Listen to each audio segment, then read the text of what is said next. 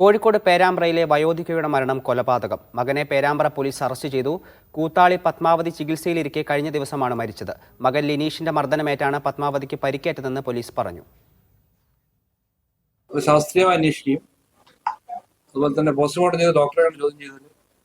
അദ്ദേഹത്തിന്റെ മകന്റെ ഭാഗത്തുനിന്നായ ദേഹോദ്രവം ചെയ്തതിന്റെ ഭാഗമായിട്ടാണ് വ്യക്തമായതിനാൽ അയാളെ ഇന്ന് പോലീസ് അറസ്റ്റ് ചെയ്യും.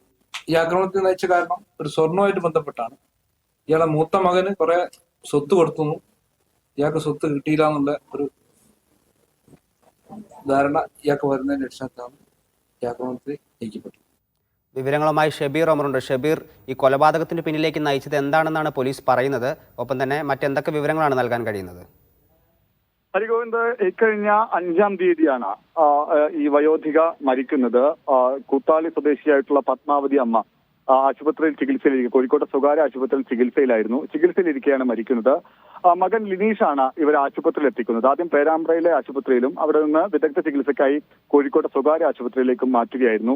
ലിനീഷ് അന്ന് പറഞ്ഞത് അമ്മ ബോധമില്ലാതെ കിടക്കുന്നത് കണ്ടു, തുടർന്ന് ആശുപത്രിയിൽ എത്തിക്കുകയായിരുന്നു എന്നാണ് പറഞ്ഞത്. പക്ഷേ പോസ്റ്റ്മോർട്ടത്തിൽ ആന്തരിക രക്തസ്രാവം, അതായത് മർദ്ദനത്തെ തുടർന്നുണ്ടായ ആന്തരിക രക്തസ്രാവമാണ് മരണകാരണമെന്ന് പോലീസ് കണ്ടെത്തി. തുടർന്ന് ലിനീഷിനെ വിശദമായി ചോദ്യം ചെയ്തതിലാണ് ഈ മരണം കൊലപാതകമാണ് എന്ന് തെളിഞ്ഞത്. ഈ സംഭവ ദിവസം ലിനീഷ് മദ്യപിച്ച് വീട്ടിലെത്തി അമ്മയുമായി വഴക്കുണ്ടായി. അത് സാമ്പത്തിക തർക്കമാണ്. ഈ പറഞ്ഞതുപോലെ നേരത്തെ ജ്യേഷ്ഠന് സ്വത്ത് നൽകി, ആ നിലയ്ക്ക് തനിക്കും വേണം, സ്വർണ്ണാഭരണം നൽകണം എന്നതടക്കം ആവശ്യപ്പെട്ട് അമ്മയുമായി തർക്കമുണ്ടായി.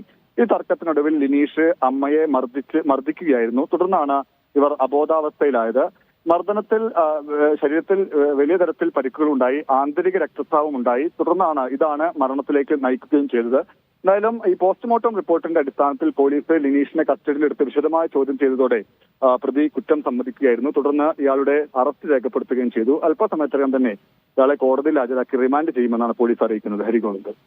ശരി, കോഴിക്കോട് പേരാമ്പ്രയിലെ വയോധികയുടെ മരണം കൊലപാതകമാണെന്ന് പോലീസ് സ്ഥിരീകരിച്ചിരിക്കുകയാണ്. ഷബീർ ഒമറാണ് വിവരങ്ങൾ നൽകിയത്.